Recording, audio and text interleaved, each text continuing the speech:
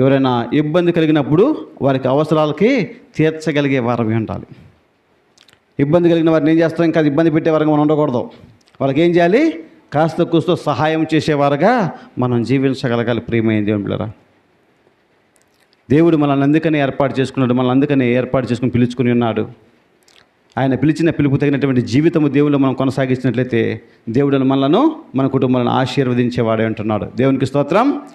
మనం ఆ విధంగా ఆ ప్రకారంగా జీవించినట్లయితే దేవుడు సంతోషించి ఆనందించి మనల్ని ఎల్లప్పుడూ కరుణించి తన కృపా దీవులు నిండుగా మెండుగా సమృద్ధిగా మనకు దయచేసి, ప్రియమైన దేవుని బిడ్డలారా, వ్యవసాయం చేసినంత మాత్రాన మన కోట్లేమీ రావు.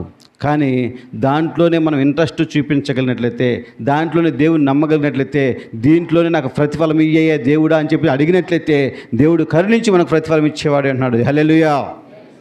దేవుని యందు విశ్వాసంతో జీవించి దేవుని అడుగు. దేవుని అడిగితే దేవుడు ఏం చేస్తాడు? మనకి ప్రతిఫలాన్ని ఇస్తాడు.